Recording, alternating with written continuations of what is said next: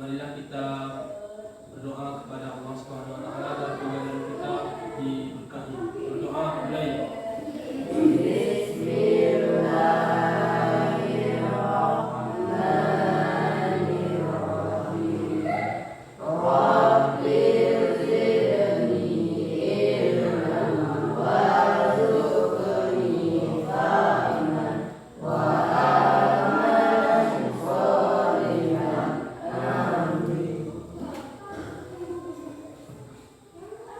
Apa kabar semuanya? Alhamdulillah, luar biasa. Baik. Bagaimana perasaan kalian hari ini? Senang. Kira-kira di rumah ada kendala nggak dalam belajar selama ini? Ya. Tidak lupa akan mengurusin kalian. Khairuddin, Ismayanti, Rahmilan, Rohaya, Sadikin, Suryani. Ya, apa keterangan? Ya, Pak. Rizky Alamiko, Muhammad Azhar. Baik. Pada kesempatan ini kita akan belajar melanjutkan materi pembelajaran selanjutnya. Sebelumnya kita sudah belajar tentang materi haji dan umroh. Kira-kira masih ingat apa itu haji, apa itu umroh, apa bedanya?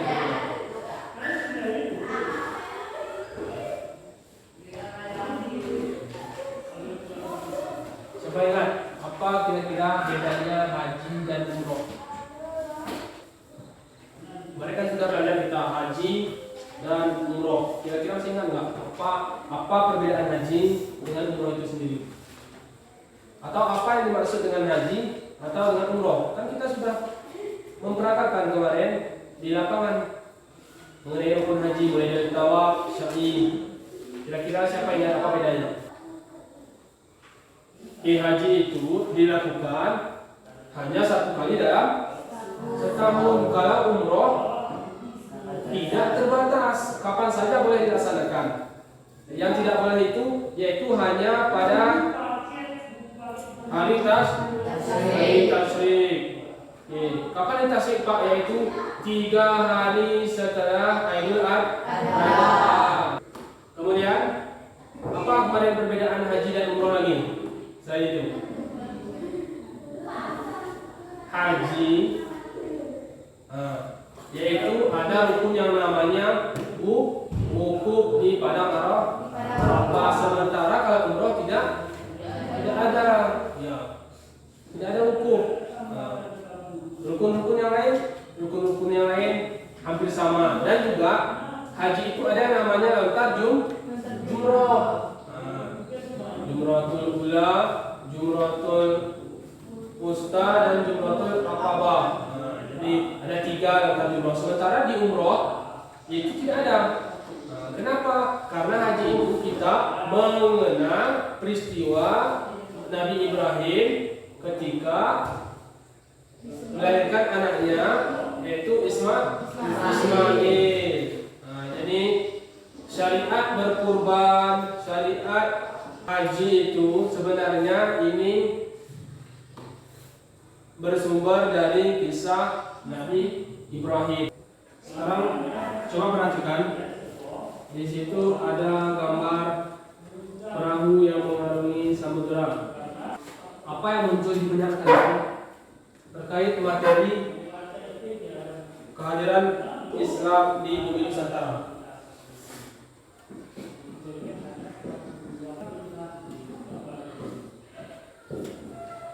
Dari pikiran kalian, apa kira-kira yang muncul dengan adanya gambar itu? Kalian kira-kira pernah nggak ikut acara ceramah atau acara tabligh atau acara maulid yang di sana ada di depan seorang guru yang berbicara, menyampaikan ceramahnya? Kira-kira pernah ikut seperti itu? Nah, apa kira-kira yang disampaikan? ajaran. Supaya apa kita disampaikan kira-kira? Supaya kita patuh. Ajar supaya apa kita kira-kira itu disampaikan ini? Supaya kita mengetahui ajaran Islam, untuk memperdalam ajaran Islam kepada kita. Maka penyebaran Islam di Indonesia ini seperti itulah awal mulanya. Teori maksudnya Islam itu ada yang mengatakan Islam datang dari India, ada yang mengatakan Islam datang dari Arab, ada yang mengatakan Islam datang dari Cina.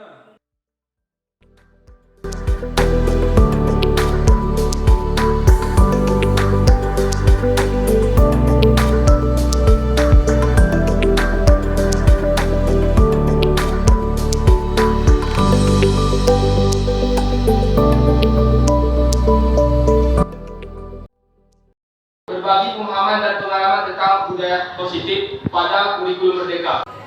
Kompetensi lulusan materi nanti para guru diharapkan dapat memahami pentingnya mengetahui kebutuhan belajar di lingkungan yang memfasilitasi seluruh individu agar menciptakan budaya positif yang aman dan nyaman. Jadi Bapak Ibu, pada modul ini nanti, pada pelajaran ini kita akan berbicara seperti apa budaya positif. Ternyata Bapak Ibu, kita banyak sekali melakukan kesalahan. Nanti akan disampaikan oleh Pak Maskur 5 posisi kontrol. Sebenarnya kita di mana posisi kita saat ini? Ternyata apa yang kita terapkan saat ini, yang kita terapkan selama ini jauh dari harapan kurikulum Merdeka itu Bapak Ibu. Kemudian para guru dan pemuda sekolah mampu bersama-sama mengembangkan lingkungan visi sekolah yang berpihak kepada murid. Jadi Bapak Ibu, pada kurikulum Merdeka itu pembelajaran itu ada istilah namanya menghamba kepada murid. Jadi bukan berarti kita menyembah murid. Jadi banyak perdebatan ketika kami melakukan sesi diskusi dengan fasilitator, banyak Pak perdebatan. Tidak setuju menghamba kepada murid. Saya juga batin saya pertama ini sesat, ini kenapa bisa menghamba kepada murid? Menghamba itu hanya kepada Allah. Ternyata setelah dijabarkan Bapak Ibu, bukan itu maksud dari menghamba tersebut. Ini secara umum yaitu kita dapat menerapkan pendidikan berdasarkan filosofi Ki Hajar Dewantara, kemudian melakukan refleksi disiplin, kemudian memahami peran sebagai guru, membangun budaya positif. Kemudian capaian khusus materi sudah saya sampaikan. Oke Bapak Ibu, di sini ada pertanyaan pemantik. Hukuman dapat mendisiplinkan anak. Pemberian hukuman dengan hal positif seperti membaca atau membersihkan halaman sekolah dapat meningkatkan disiplin anak. Ini kami minta Bapak Ibu untuk memberikan tanggapan jawaban pada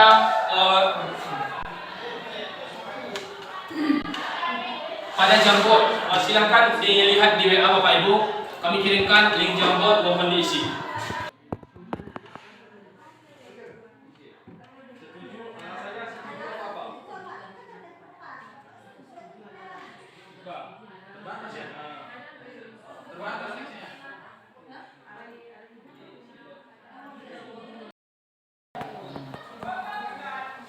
Bu Yani setuju karena dengan adanya hukuman. Oke, terima kasih Bu Yani. Teori berdasarkan Merdeka Belajar dan Merdeka Mengajar. Kemudian Bapak Ibu, pemberian hukuman dengan hal positif seperti membaca atau membersihkan halaman sekolah dapat meningkatkan disiplin anak.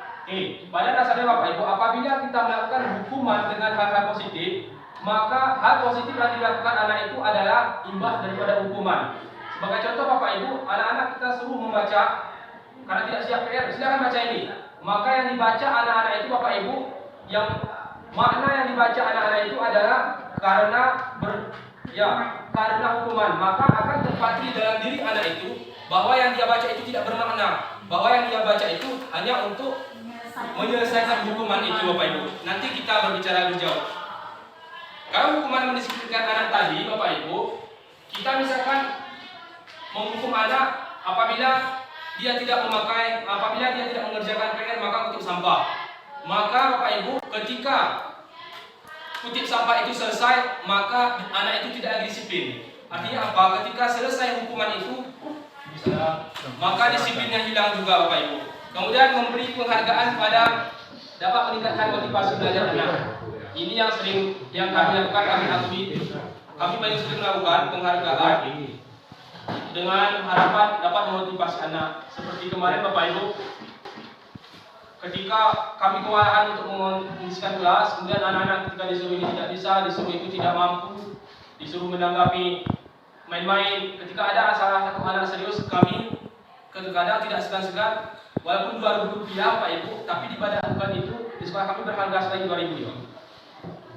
Kami langsung memberikan, memanggil anak, hebat, selamat kamu nak, silakan ke depan. Kami berikan uang 2.000 sebagai. Ternyata Bapak Ibu itu adalah hal yang salah. Setelah kami mempelajari modul ini dan setelah kami memahami observasi dari sekolah kami, ternyata anak itu ketika jumpa dengan kita, itu yang teringat sama dia hanyalah ada kepal benda yang berharga menurut Anda. Misalkan playlist ini berharga bagi saya, maka akan saya kepal. Maka dalam kepal ini, apabila misalkan ada teman kita mencoba untuk membukanya, apa yang akan kita lakukan? Apa yang akan terjadi? Ya, tentu dengan sekuat tenaga kita untuk menahannya. Apabila dengan paksaan, bisa-bisa nanti terjadi perkelahian akan muncul energi untuk memberontak, untuk berkelahi, emosi.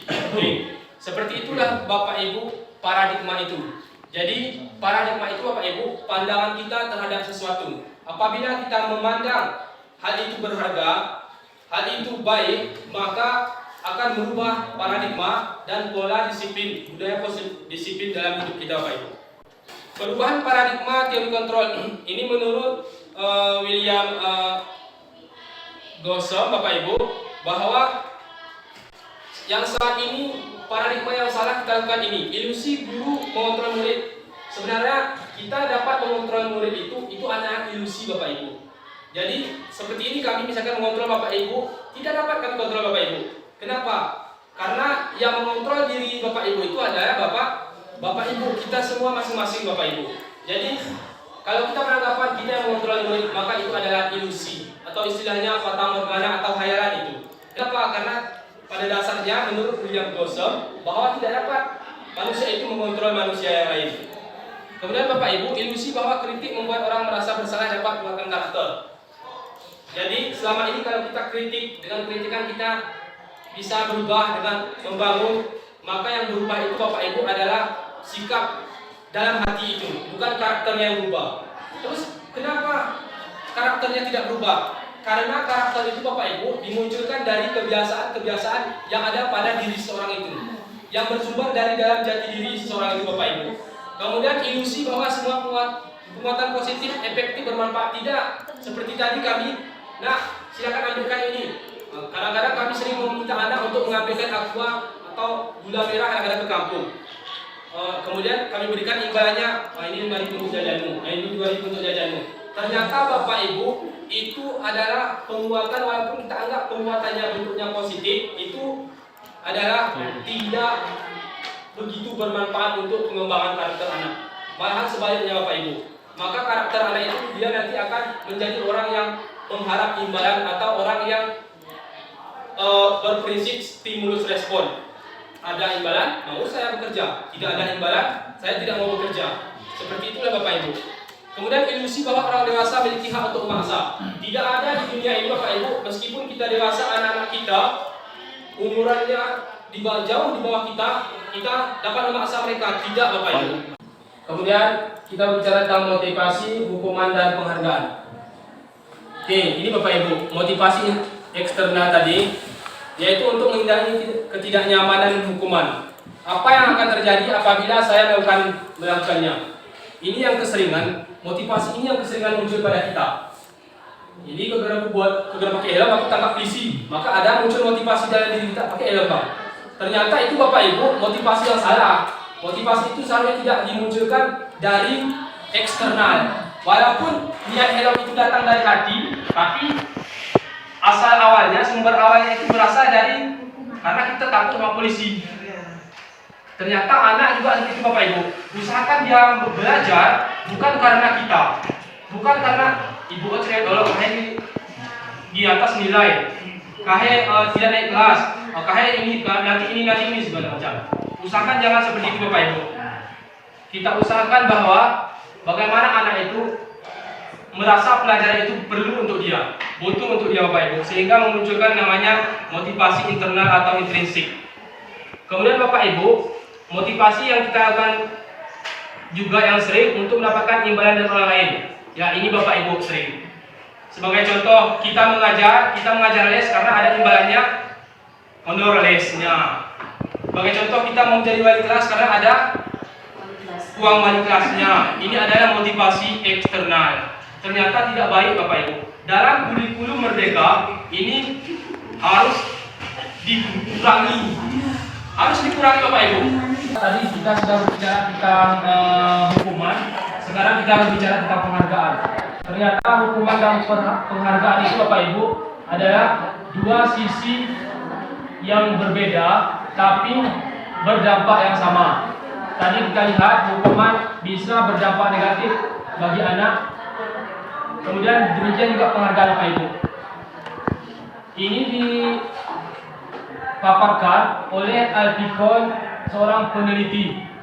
Beliau meneliti bahwa ternyata pengaruh jangka pendek dan jangka panjang itu terdapat dalam penghargaan. Apa pengaruh jangka pendek dan jangka panjangnya Bapak Ibu? Beliau meneliti bahwa penghargaan efektif jika kita menginginkan seorang untuk melakukan sesuatu yang kita inginkan dalam jangka waktu yang pendek. Misalkan Bapak Ibu, kita ingin anak kita bisa saat itu untuk menghafal doa. Kemarin kami kualahan yaitu di sujud Jawa, anak-anak sajadah itu yang selalu terbalik-balik. Ketika kita beri penghargaan ini, siapa bisa dia cepat keluar. Ini kan merupakan penghargaan. Ternyata bisa Bapak Ibu. Kalau kita memang mengharapkan penghargaan itu untuk jangka yang pendek, efeknya jangka pendek bisa. Tapi Bapak Ibu setelah masuk lagi minggu depan, tidak ada lagi.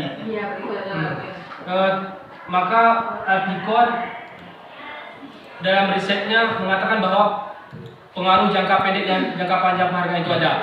Kemudian Bapak Ibu, untuk jangka panjangnya apa?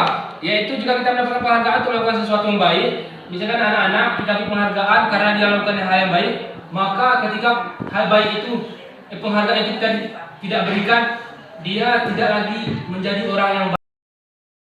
Oke Bapak Ibu, ini dia konsekuensi dari hukuman. Hukuman itu adalah sesuatu yang menyakitkan. Dia sifatnya menyakitkan, menyakiti anak. Anak membenci kedisiplinan, bersifat paksaan, mendorong anak menyakiti diri sendiri. Contohnya seperti tadi, silakan berdiri di depan, itu menyakiti diri sendiri. Kemudian konsep diri yang buruk, anak belajar untuk menyembunyikan kesalahan. Jadi hukuman itu prinsipnya ini Bapak Ibu. Jadi saat ini kita ternyata keseringan memberikan hukuman, bukan konsekuensi.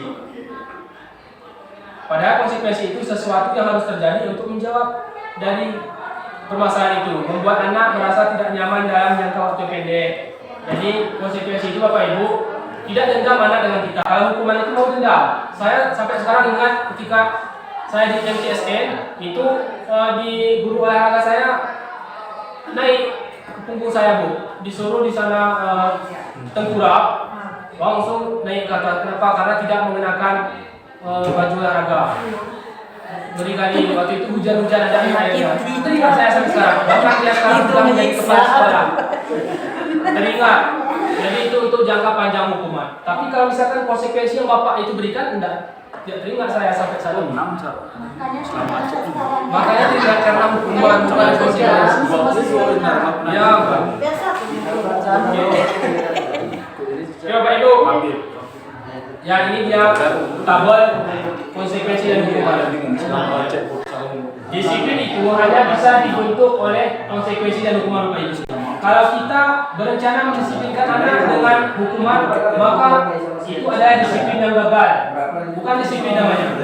Hari itu disiplin dia. Dipaksa karena merokok dihukum ini segala macam, disetrap, tidak merokok lagi setelah betul. Tapi nanti setelah di rumahnya akan kembali merokok. Atau di lain waktu setelah beberapa hari kembali merokok. Kenapa? Karena yang diberi hukuman Bapak Ibu, bukan konsekuensi. Restitusi itu Bapak Ibu itu lebih jitu dari konsekuensi. Konsekuensi saja sebenarnya sudah cukup kalau kita lakukan. Tapi kalau bisa Bapak Ibu paham kita restitusi itu yang lebih luar biasa. Nanti akan dijelaskan oleh Pak Mastur restitusi itu seperti apa Bapak Ibu. Ini secara singkat restitusi menciptakan kondisi bagi untuk memperbaiki kesalahan mereka. Sehingga mereka bisa kembali pada kelompok mereka dengan karakter yang lebih kuat. Bukan membuat anak rasa bersalah, bukan membuat anak down, bukan membunuh karakter Bapak Ibu. Itu restitusi. Nanti seperti apa mekanismenya, teknisnya disampaikan oleh Pak Maskur. Ini ciri-ciri restitusi. Ini keyakinan kelas. Bapak Ibu, ini kenapa keyakinan kelas? Karena kita selaku seorang guru harus berawal membuat peraturan itu dari kelas. Kita nanti membedakan mana keyakinan, mana peraturan. Beda itu Bapak Ibu.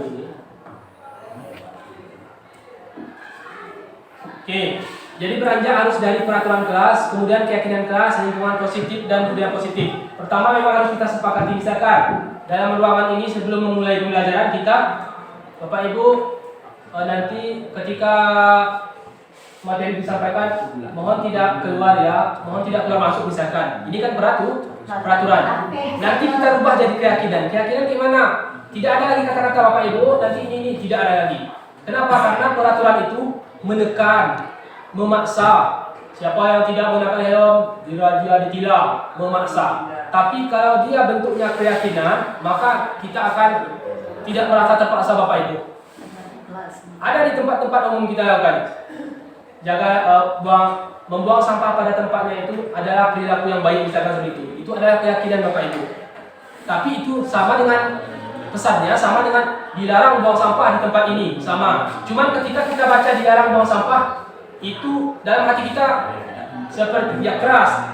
Tapi kalau misalkan membuang sampah pada tempatnya itu adalah sebagian dari kebersihan, kesehatan ini misalkan, dibuat dengan kata keyakinan, maka Bapak Ibu nyaman kita membacanya. Kita tidak menganggap kata-kata itu keras atau instruksi itu keras. Maka dia harus memang beranjak dari peraturan, baru nanti kita naikkan menjadi keyakinan keras, lingkungan positif, bahkan menjadi budaya positif sekolah. Oke Bapak Ibu, sekarang perhatikan mana kira-kira peraturan, mana kira-kira keyakinan. Yang kanan atau yang kiri?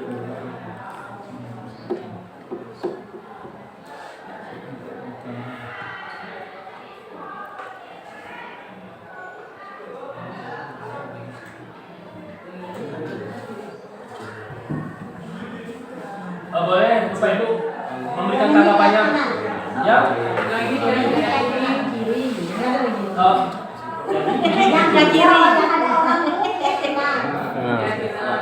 kiri, yang kanan. Lihat Bapak Ibu, satu peraturan, satu keyakinan. Mana kira-kira keyakinan? Ini keyakinan peraturan. Ya, ini kayak menarik. Ada dua versi. Kita minta tanggapannya. Yang mengatakan yang sebelah kiri keyakinan, mohon satu orang bisa memberikan tanggapannya Bapak Ibu. Jelaskan. Maksudnya ini tadi keyakinan. Ya, apa alasannya Bu? Silakan. Yang ini kan kesepakatan kelas. Menurut saya itu kan udah keyakinan, udah sepakati. Keyakinan, oke betul. Belum bisa silakan betul. Maksudnya Masih kurang. ada yang berhasil.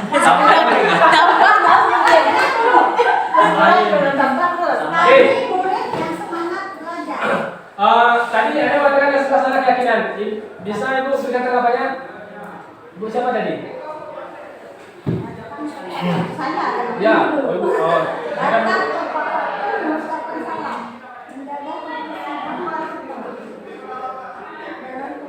Mana keyakinan, mana peraturan? Peraturan. Oh, bukan. Keyakinannya ya. Keyakinan yang mana? Yang kanan atau yang kiri?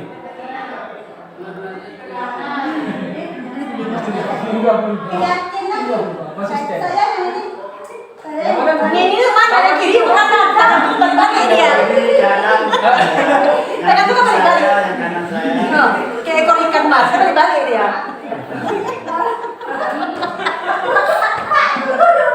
Bingung saya belum? Iya, Bu. Balik-balik. Memang saya sengaja membuat Ibu bingung. Kami pun dulu bingung juga.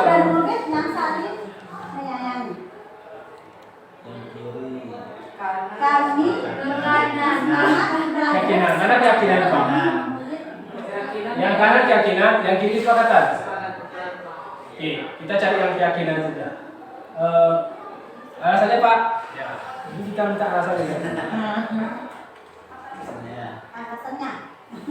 Alasannya kalau sudah ada kata menjaga kebersihan sekolah, maknanya itu adalah kesepakatan bersama. Kita harus menjaga kebersihan sekolah. Kenapa di sini keyakinan saya balik ya? Karena tadi saya belum begitu mencerna. Di sini kenapa keyakinan yang sebelah kanannya? Karena di situ ada kata kami murid yang semangat belajar. Nah, ini kata-kata seorang anak untuk menguatkan dirinya, keyakinannya. Nah, dari sebuah keyakinan di sana akan muncul kata kesepakatan.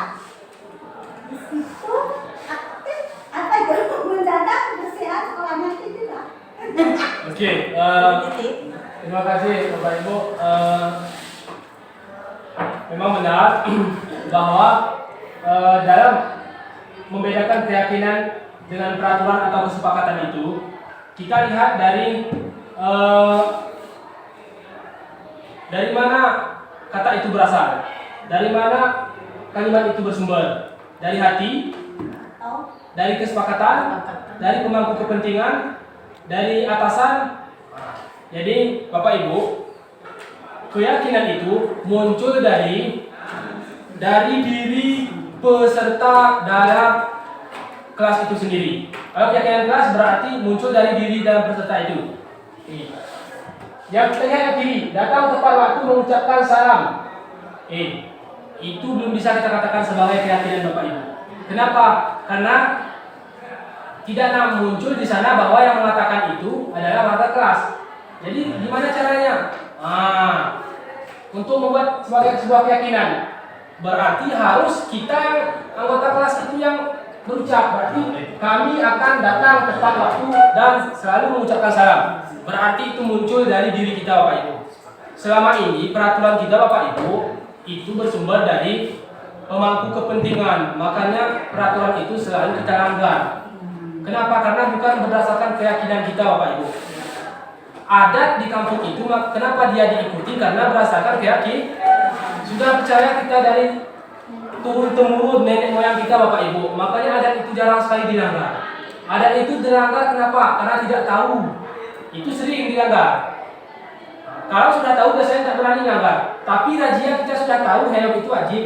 Kenapa sering kita tidak pakai helm? Karena bukan berdasarkan keyakinan kita Bapak Ibu. Dia muncul berdasarkan instruksi atau inisiatif dari pemangku kepentingan.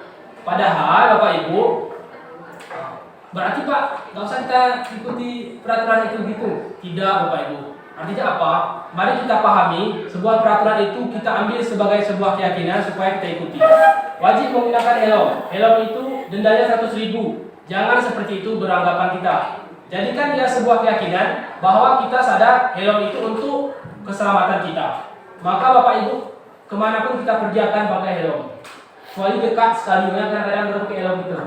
Tapi kalau masih ada resiko takut hujan dan kita takut ini, insya Allah pakai helm kita pasti.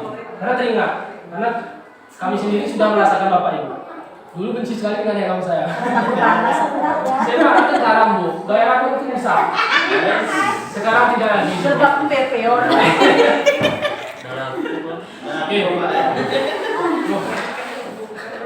Karena dulu iklan sampo Pak Imam Besar, dulu iklan sampo kita. Jadi Bapak Ibu itulah dia keyakinan. Jadi dalam kelas itu Bapak Ibu harus kita munculkan keyakinan, bukan peraturan. Kalau kita buat peraturan kan tidak usah sepakati dengan anak-anak. Kita aja sebagai kelas di kantor ya, harus menyapu, tiket harus ini. Itu anak-anak pasti melanggar. Kenapa? Karena yang namanya peraturan itu dia memaksa. Kalau keyakinan tidak memaksa, keyakinan dikerjakan atas kesadaran diri kita Bapak Ibu. Jadi apakah bisa kita membuat keyakinan sendiri? Tidak bisa Bapak Ibu. Kita harus melibatkan semua warga kelas. Tanya sama anak-anak, gimana kita belajar nak? Ada nanti, Pak katanya seperti ini, Pak maunya sambil minum, Pak maunya pakai media ini, Pak maunya bentuk duduknya seperti ini. Jadi dari situ ya Bapak Ibu nanti kita buat keyakinan kelas. Nah, pada kurikulum Merdeka Bapak Ibu, makanya modul ini sebenarnya kalau dibilang merdeka, kita sebenarnya makin sulit bukan makin merdeka. Karena Bapak Ibu, kalau FPP kan satu Bu, metode ceramah, demonstrasi materi. Nah, modul tidak. Ibu Syariza ternyata pemahamannya kurang ini. Ibu ini ternyata tinggi, ibu ini ternyata rendah, ibu ini ternyata sedang. Di modul itu harus kita jabarkan supaya ibu pun dapat, ibu pun dapat, ibu ini pun dapat, seperti itu. Makanya modul itu Bu, kalau misalkan kita tidak datang terus kita titipkan sama guru lain bisa mengerjakannya sama persis dengan yang kita ajarkan. Itu modul. Jadi dia lengkap sekali di sana.